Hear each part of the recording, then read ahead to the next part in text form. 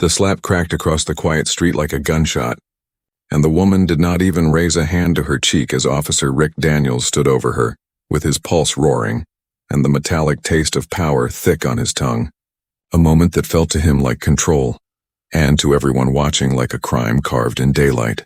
He had yanked her from the driver's seat of the slate-gray sedan, because the way she sat behind that polished wheel, composed and expensive and unbothered, irritated something deep and wordless in him, something that had smoldered for years and now found an easy spark. And when she stepped out with the slow grace of someone who had never been manhandled a day in her life, he told himself she was resisting even as the only resistance in the air came from the wind crossing the maples. She was black and beautifully still, wearing a navy suit cut sharp across the shoulders, a silk blouse the exact white of hospital sheets, and shoes that clicked against the asphalt in a neat and quiet rhythm that made him feel judged without a word. And when she said in a low voice that she had her license and registration and would like to reach into her purse slowly, he heard insolence where there was only caution, heard challenge where there was only care, and he cut across it with the kind of authority that will later be described as excessive force, because in that second he preferred impact to dialogue. The phones came out like a flock of black birds rising from hedges. 3 neighbors on porches, a dog walker who froze mid-step, a teenager across the street whose voice shook as he whispered, "Keep recording," to nobody in particular, and the camera lens looked at Rick the way an unblinking witness looks at a man who has run out of excuses, while the woman straightened herself with the dignity of someone who would not give an audience the satisfaction of watching her tremble, and she did not cry, did not plead, did not spit back fury. She only looked at him with eyes that were steady and strangely tired, and in that gaze he felt a heat of shame he could not name and smothered it, the way he always did by doubling down. He asked where she was going, the words coming out as a threat instead of a question, and she told him she was late for a meeting downtown, her voice controlled, and when she tilted her head toward the glove compartment to show the documents she had already placed there in a careful orange folder, he told her to keep her hands where he could see them, and when she kept them there like obedient birds perched on the air, he accused her of defiance anyway because he could not pull back from the stage he had built, not with the phones watching and not with his pride on the line, and so he pushed her shoulder to spin her toward the hood of the car and pressed her cheek to the cool metal, the late sun painting a rectangle of light that looked almost holy and therefore unbearable. The woman inhaled once, a measured breath like a swimmer about to go underwater, and said in that same low voice that his name was Officer Daniels, pronounced with a certainty that made his scalp prickle, and that his badge number was 5173, and that he would want to release her now, and for a heartbeat he imagined doing it because some animal sense told him he was approaching a cliff. But then the old story he carried like armor rose to the surface, the story that said he knew these streets and the threats and the angles and he would not be shown up. So he kept her pinned and checked the license, and called in the plate and found absolutely nothing to justify the heat building beneath his skin. A child cried from a stroller. As the dog down the block barked and the teenagers' camera wobbled on the words, "Oh my God," and Rick felt the shape of the neighborhood closing around him like fingers. So he stepped back and told her to turn around slowly, and when she did, their eyes met again, and what he saw there was not fear and not hatred, but something colder that looked like patience, the kind of patience a judge wears behind the bench, and it unsettled him more than shouting ever could, and he reacted with a shove that sent her a half-step against the fender where she steadied herself with the grace of a dancer refusing to fall. She said very clearly that he should think about the next 5 minutes of his life, and the way she said it made the world narrow to a tunnel that carried only his own heartbeat forward, and the phone screens glowed brighter as if the evening had chosen to put all the light in tiny rectangles rather than the sky, and he felt for a bare instant the drop of his stomach you get when an elevator starts falling. He handcuffed her because he could not imagine standing there with empty hands while she stared through him, and the cuffs clicked shut with a decisive, metallic verdict that made the dog stop barking as if the sound itself were an order. She did not struggle as he guided her to the back seat, only asked if his body camera was on, and he lied before he could stop himself and said it was, and she looked at his chest mount and then at the teenager's camera and then back at him, and said in a voice that could chill a fever that he had just made the biggest mistake of his life, "Officer Daniels."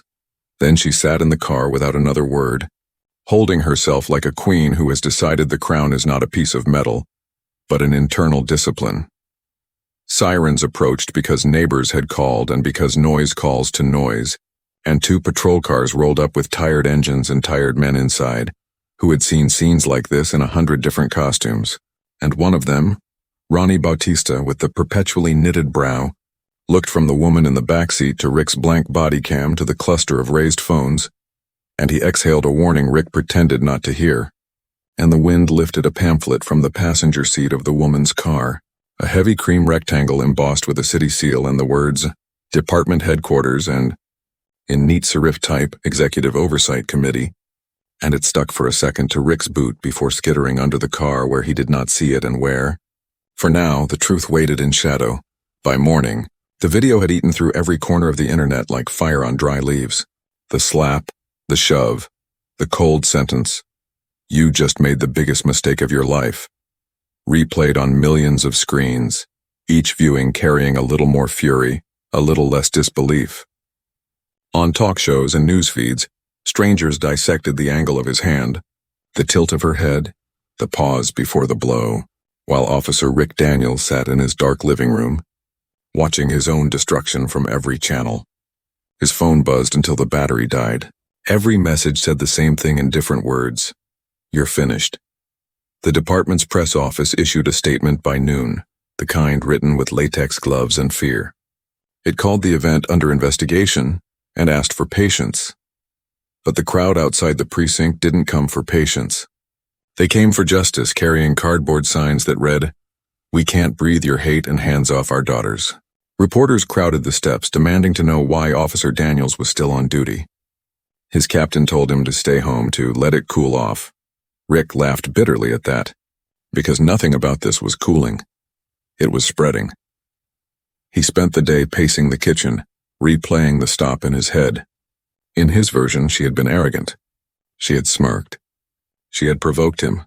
But when he replayed the video, her face was calm, almost sad, and the air between them no longer felt like defiance. It felt like a mirror. He told himself the footage had been edited, that angles distort truth. Still, something under his ribs started to ache, something that felt suspiciously like shame.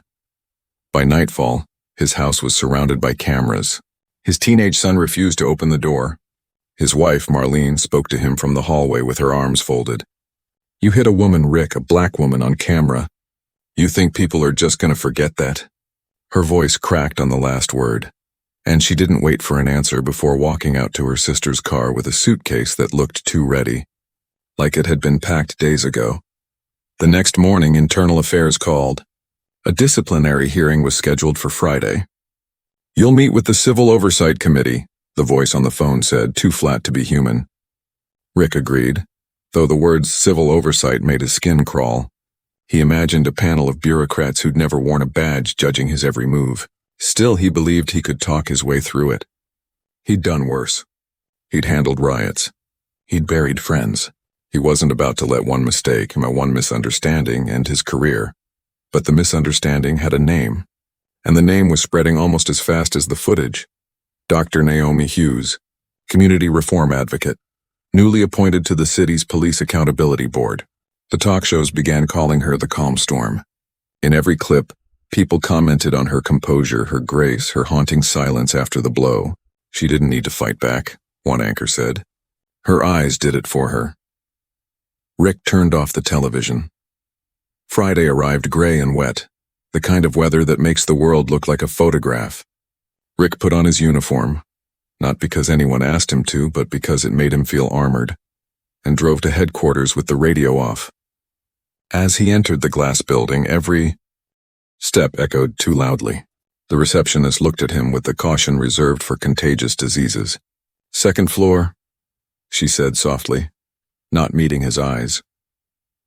He walked into the boardroom expecting a tribunal of strangers and found something worse. The same woman from the roadside, sitting at the head of the long table, surrounded by silent officials. The nameplate in front of her read Dr. Naomi Hughes, Chief Civil Oversight Officer. She wore the same calm expression, but now it had authority behind it. Every muscle in Rick's body went rigid. "Officer Daniels," she said, her voice even and polite. "Please have a seat." Her tone was professional, but her eyes carried that same unbearable calm. Not fury, not contempt. Something colder. Certainty. Rick sat. The room's fluorescent lights hummed like insects. One of the committee members began reading from a report. Unjustified use of force. Racially charged verbal exchange. Pending administrative suspension. The words washed over him like static. His focus stayed locked on Naomi Hughes, on the precise way she held her pen, the measured rise and fall of her breathing, the slight tilt of her head that said she was assessing, not reacting. When they asked him to explain himself, he swallowed and began the story he had practiced. The suspect was uncooperative. The situation escalated, his training kicked in. He tried to sound reasonable, tired, misunderstood. Naomi listened without interrupting. When he finished, she leaned forward slightly and said, "You were in uniform. You represent every badge in this city, and you hit me because you thought I didn't belong in a certain car in a certain neighborhood. Tell me, Officer Daniels, where do you think I belong?" He had no answer. The silence that followed felt like a verdict. One of the board members coughed, papers shifted, but Naomi didn't look away. "This investigation will continue," she said finally. "But I want you to understand something. Justice has many forms." Then she stood, signaling the meeting was over. As Rick left the room, his reflection in the glass door looked like a stranger. Outside, the protesters' chants drifted through the rain. He thought of the moment she'd said those words on the street, the biggest mistake of your life. And for the first time, he began to wonder if it wasn't a threat at all, but a prophecy already unfolding. The next morning came wrapped in silence, the kind that carries judgment in its stillness. Rick Daniels sat at his kitchen table, staring at the black coffee cooling between his hands, the cup trembling slightly against the newspaper headline, "Officer suspended after assault on police oversight chief." The words were too clean for what they meant. Suspended. It sounded temporary, like a pause, but beneath it, his name bled through the ink like a stain he could never scrub out. Outside, a car slowed near his driveway, then sped away. He'd started noticing that. The watchers, the whispers, the long looks from neighbors who used to wave. Marlene hadn't come home. His son Jordan had blocked his number. Even the house felt colder, as if the walls themselves disapproved of him. The doorbell rang. A courier handed him a thick envelope sealed with the city emblem. Inside was an official letter. "You are required to attend a closed-session disciplinary review." Beneath that, a smaller note in neat handwriting. "You will report directly to Dr. Naomi Hughes, head of oversight. Attendance is mandatory." He read the name 3 times, the letters carving slow lines of humiliation down his spine. He remembered her voice in that sterile boardroom, calm but cutting, every syllable carrying power. Now she would control his future, the woman he had dragged from her car, the one who had looked him in the eye and seen the worst of him. When Rick entered the municipal building again, the security guard didn't greet him. Cameras followed him down the hallway, not real ones this time, but invisible eyes of gossip. He was escorted to a small conference room where Naomi waited alone, standing by the window with a file in her hand. Morning light painted her face in soft gold, but there was nothing soft in her expression. "Officer Daniels," she said, not looking at him yet. "Or should I say Mr. Daniels, since you're currently suspended without pay." He clenched his jaw. "Ma'am, sit down." He obeyed, his chair creaking too loud in the quiet room. She placed the file on the table and flipped it open. Inside were pages of complaints, photos, and incident reports. His record. Every mistake he thought had been buried was neatly documented and tagged in blue ink. 7 prior complaints, she said evenly, all dismissed internally. Excessive force, racial bias, unprofessional conduct. Does that sound accurate? Rick wanted to argue, to call it exaggeration, but something in her calm tone made denial feel pathetic. "I did my job," he muttered. "Did you do your job?" Naomi repeated softly. "Tell me, is brutality part of your job description?" He met her gaze for the first time since that night. "You don't know what it's like out there. You sit behind a desk. You've never had someone reach into their pocket and pull a gun when you thought it was just a wallet." Her eyes narrowed slightly. "Do you think fear excuses hatred?" He opened his mouth, then closed it. For the first time, he saw the flicker of pain behind her composure. Naomi drew a slow breath. Do you know why I was in that neighborhood that night? He shook his head. I was coming from a meeting with the city council, she said, finalizing my appointment. I was heading home. My first day in the new role, the role meant to hold officers like you accountable. You didn't just stop a random woman, Officer Daniels. You stopped your own superior. Her words hit him harder than the suspension notice. She wasn't just his victim, she was his boss. His breath caught, the irony slicing through his chest like a blade. Naomi watched him absorb it, then added quietly, "And before you assume this is about revenge, it's not. It's about the truth. I'm giving you a choice. You can cooperate fully with the investigation, attend the rehabilitation program and face this head on, or you can resign and let the world remember you exactly as they saw you in that video." Rick stared at her, torn between pride and ruin. "And if I cooperate?" "Then maybe," she said, "you'll understand what you really hit that night. It wasn't me. It was everything inside you that's been rotting for years." She gathered the file, her movements precise and controlled. But as she turned, her voice softened almost involuntarily. "You know, my father was a cop too. He believed in the badge more than in himself. Until a man in uniform killed him during a stop. A man who said he feared for his life." Rick froze. The air thinned. Naomi's father, a victim of the same system he had served. Her control suddenly made sense. It wasn't coldness. It was survival. She continued, her tone steady again. "I joined this department not to destroy it, but to clean it. People think this is revenge. It's not. It's my responsibility. Something you'll have to learn, if you ever want your badge back." Rick felt his defenses cracking, though pride held the last wall intact. "And if I refuse?" Naomi smiled faintly, but it wasn't warmth, or it was finality. "Then I'll see you in court. And the city will see every file you've ever tried to bury." The meeting ended with silence. She walked out first, leaving behind the faint scent of rain and something else. Consequence. As Rick sat alone, the weight of her words settled like lead. He realized she wasn't his enemy. She was the mirror he'd spent a lifetime avoiding. And for the first time in years, he felt something unfamiliar crawling up through his chest. Not anger, not shame, but fear of what he might become if he didn't change. And in that trembling moment, as he looked at her empty chair, he whispered to himself, "Maybe she's right. Maybe I hit more than just her." But the world outside didn't wait for redemption, not yet. Because somewhere unseen another video was about to surface, one that would show more than the slap, one that would change everything again. The new video dropped on a Sunday morning, slipped online like a poison. It wasn't the same clip everyone had seen, the one that made Rick Daniels infamous. It was longer, uncut, and far uglier. It showed the moments before the slap, his words, the sneer, the contempt dripping in every syllable as he told Naomi to know her place. The internet devoured it. By noon, hashtags multiplied. Protesters filled the streets again, chanting not just for justice, but for Rick by name. Someone spray-painted Fab 3 Nasr hate across the precinct wall. By evening, someone else burned a cardboard cutout of his face. Rick watched from the darkness of his living room, the flicker of firelight from the news footage reflecting off his pale, unshaven face. His phone vibrated endlessly. Reporters, old friends, death threats. The union cut ties. His captain texted him one cold sentence. "Do not come back." He poured whiskey into a chipped glass, his fingers trembling so badly the bottle rattled against the table. His reflection in the window was ghost-like, eyes red, badge gone, hair disheveled. The silence after the chaos was worse than the noise. He could still hear her words. "Justice has many forms." Marlene called that night, not to comfort him, but to say she was filing for divorce.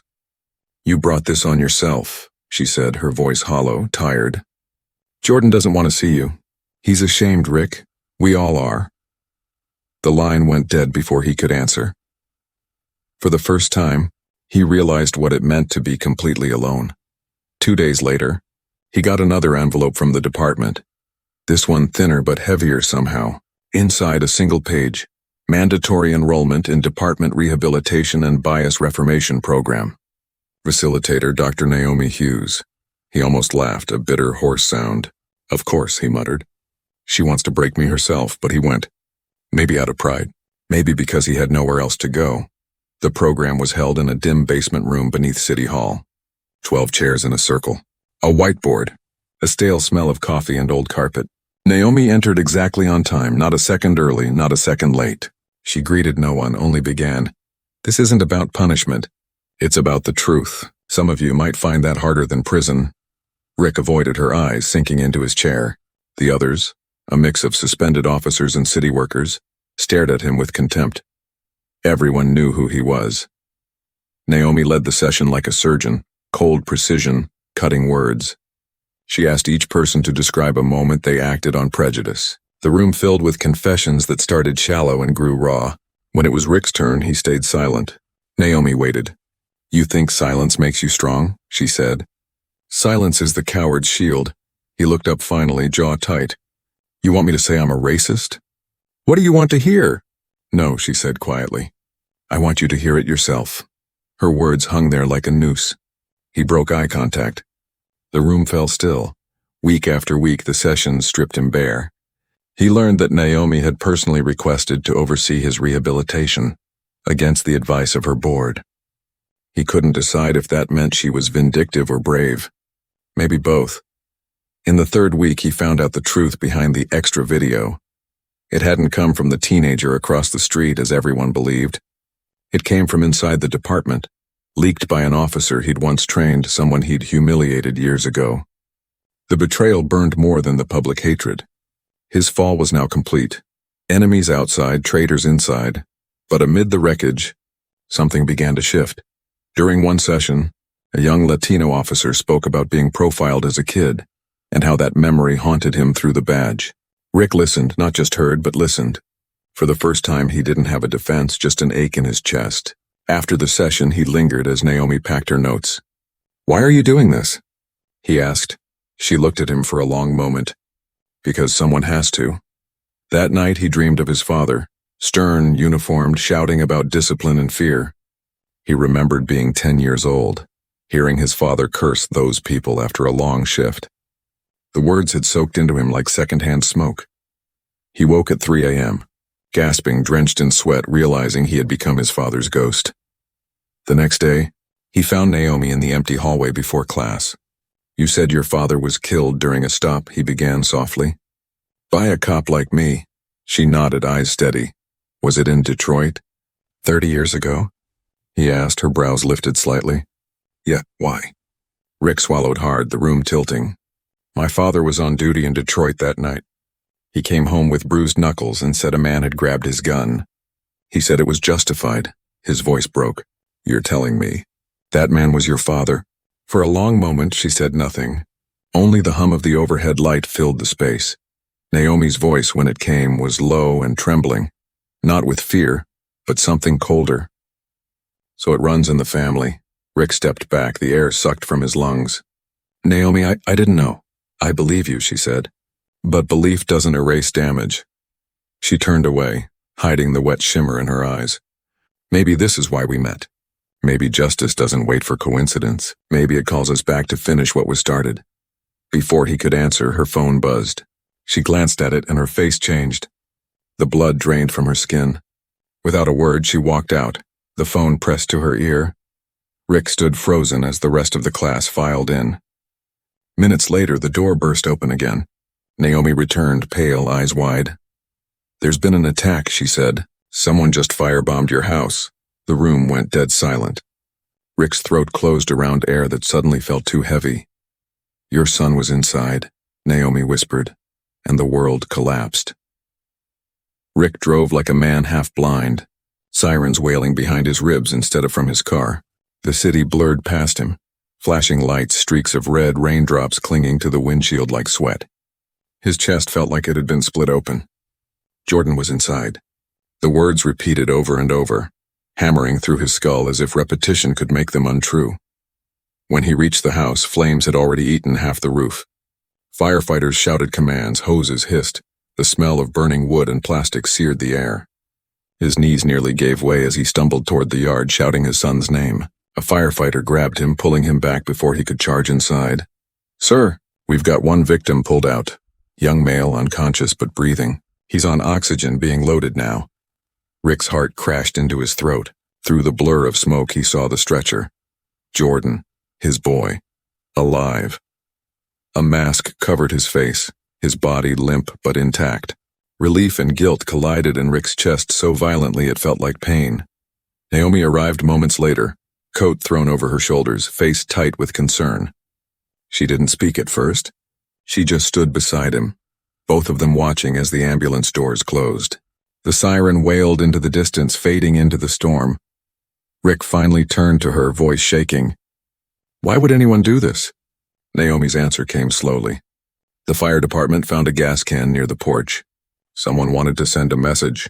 Maybe someone who thinks you made them look bad, or someone who thinks you didn't fall hard enough." He looked at her, realizing the web stretched farther than either of them had thought.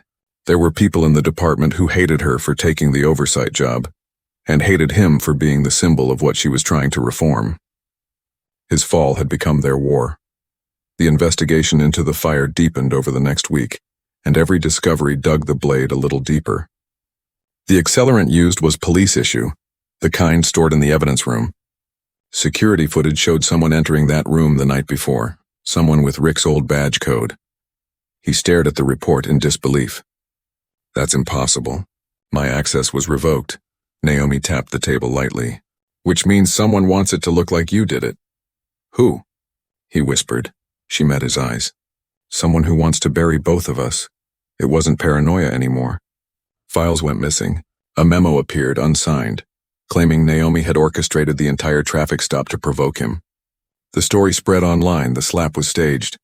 The video was a setup. Overnight, the narrative flipped. Naomi received death threats. Rick received sympathy from dark corners of the internet he wanted no part of. At the next rehabilitation session, the room was tense. Cameras had been installed after the fire, and whispers followed Naomi wherever she walked. She began the class anyway, voice firm. "Today's lesson is accountability. Real accountability. It's not about punishment, it's about ownership." Rick watched her closely. The others murmured, restless. Finally, he stood. "You want accountability? I'll start." The room quieted. "I was raised by a man who wore the same uniform I did," Rick said. "He taught me that fear keeps order, that people like me are the line between chaos and safety. But I learned the hard way. Fear doesn't keep peace. It builds monsters." His voice wavered. "I hit Dr. Hughes because I saw her the way my father saw the world, as a threat. And when I saw the fire that almost killed my son, I realized I became the threat I was trained to fight. I don't deserve forgiveness, but I'm damn sure going to earn it." Naomi's eyes glistened. The room stayed silent long after he finished. After the session, she approached him quietly. "There's a meeting tomorrow," she said. "Closed door. Internal affairs, the mayor, the commissioner. They're trying to bury the case, mine and yours. I think they're scared of what we might find if we keep digging." Rick frowned. "You think the attack on my house was connected to them?" Naomi nodded. "They need us discredited. Both of us," he hesitated. "Then what do we do?" She gave a faint, bitter smile. "We do what they don't expect. We tell the truth. Together." For the first time, he saw exhaustion in her face, but also a fragile hope. Something inside him shifted, protectiveness, maybe even loyalty. "Then I'm with you," he said. "All the way." The next day's hearing took place in a sterile room at City Hall. A long table, microphones, too many eyes. Naomi sat to his left, poised but pale. The commissioner began reading statements designed to absolve the department, to cast the fire as an isolated incident. Rick felt the familiar heat of anger, but now it had a different shape. He glanced at Naomi, then leaned toward the microphone. "You want the truth? Fine. The fire wasn't random. Someone inside your walls did it. Someone who wants silence. And we won't give it to them." The room exploded in shouts. Cameras flashed. Officials stood. Naomi's hand brushed his arm, a quiet thank you, a warning. Both at once. As security led them out the back door into the rain, Naomi whispered, "You just declared war." Rick looked at her, soaked and trembling. "Then let's win it." Far away in a dark office, someone watched the news broadcast in silence. The man's hand rested on a drawer. Inside it, a revolver and a single envelope labeled Hughes. He smiled faintly, a predator-scenting movement. The war had already begun. The rain hadn't stopped for 3 days. It fell in long, tired sheets that blurred the edges of the city, as if heaven itself were trying to wash something clean. The story had broken wide open now. Every outlet, every talk show, every whisper in every bar carried the same name: Officer Rick Daniels. But this time it wasn't about the slap. It was about the corruption his testimony had uncovered. Rick's decision to speak out had detonated through the department like a grenade. Internal Affairs raided their own evidence room. 3 high-ranking officers were arrested for tampering with case files, including the chief who had defended Rick's actions the night of the assault. The fire at Rick's house, investigators confirmed, wasn't just retaliation. It was a warning meant for Naomi. The gas can had her initials scratched into the handle. Someone inside wanted her silenced before she could expose the rot that had festered for years under the city's blue shield. The revelation shattered her composure for the first time. Rick saw it in her eyes when the investigators read the report aloud. The woman who had always carried her pain-like armor suddenly looked human, vulnerable, almost breakable. And it did something to him, something deep and irreversible. For the first time, he wanted to protect her, not because she was his superior, not because of guilt, but because she represented everything he'd spent a lifetime destroying. Weeks passed as the scandal unfolded. Naomi faced relentless scrutiny, accused of bias, of vendetta, of politicizing justice. Yet she refused to step down.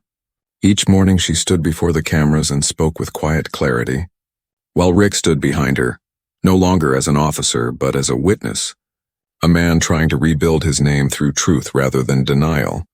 But redemption is never simple. One night, long after the reporters had gone home, Rick found Naomi sitting alone in the darkened committee room, staring at the city skyline through rain-streaked glass. On the table beside her lay a worn photograph of a young black man in uniform, her father. "Do you ever forgive?" Rick asked quietly. She didn't look up. "Forgiveness isn't something you decide. It's something that happens when hate runs out of energy." He hesitated. "And has yours?" Naomi turned to face him then, eyes red but steady. "Some days, yes. Some days, no. When I see you trying, really trying, I feel it fading. Then I remember my father bleeding on a street for a lie, and I feel it again." Rick swallowed hard. "I can't fix what he did?" "No," she said softly. "But you can end the chain." The city called for a public hearing to close the investigation. The courthouse overflowed that morning. Journalists, activists, police officers, and citizens who had once screamed for Rick's badge now waiting to see what justice looked like when all the masks were off. Naomi stepped to the podium first. The cameras zoomed in. Her voice carried the authority of someone who had bled for every word. "Justice," she began, "isn't about punishment. It's about evolution. I once believed people like Officer Daniels couldn't change, but I've watched him lose everything. His badge, his family, his pride. And I've watched him rebuild himself with nothing but the truth. Forgiveness doesn't mean forgetting. It means refusing to let hate decide who we are." When she stepped back, a murmur rippled through the hall. Then it was Rick's turn. He approached the microphone slowly, the weight of every eye pressing down on him. "I hit a woman once," he began, voice low but unwavering. "But what really struck me was the reflection of everything wrong in me. Fear, ignorance, arrogance. For years I thought power came from control. I thought respect came from fear. I was wrong. Power without conscience destroys the man who holds it, and respect without empathy is just silence dressed as order." He paused, breath shaking. "If you came here expecting excuses, I don't have any. What I did to Dr. Hughes was unforgivable. And yet she chose to show me something stronger than punishment. She showed me accountability. She made me look in the mirror and see the monster I'd become. If this city can learn one thing from my failure, let it be this. Prejudice isn't born from hatred. It's born from fear. And fear dies only when we dare to understand." The room was silent when he stepped away. Then slowly, people began to clap. Not loud, not triumphant, but sincere, a fragile sound of something beginning to heal. A month later, Rick stood at a small community center ribbon-cutting ceremony. The city had created a new position, community liaison officer, to bridge the divide between police and neighborhoods. Naomi stood beside him, the faintest smile softening her usually stoic face. As the crowd dispersed, she turned to him. "You did it, Rick. You changed something." He shook his head. No, you did.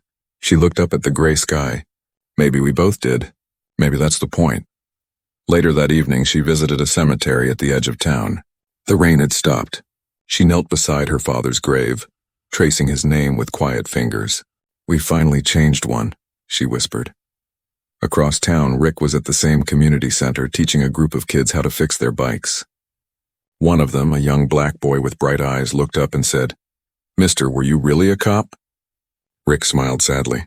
I was. But now I'm doing something better. I'm learning, the boy grinned. Learning what? Rick looked toward the open door, where the last light of sunset poured in, and said softly, "How to be human again." As the light faded and the city exhaled after months of fire and fury, the world didn't suddenly become perfect, but somewhere between the ashes and the rain, two broken souls had found the courage to rebuild not just themselves, but the meaning of justice, and that at last was enough.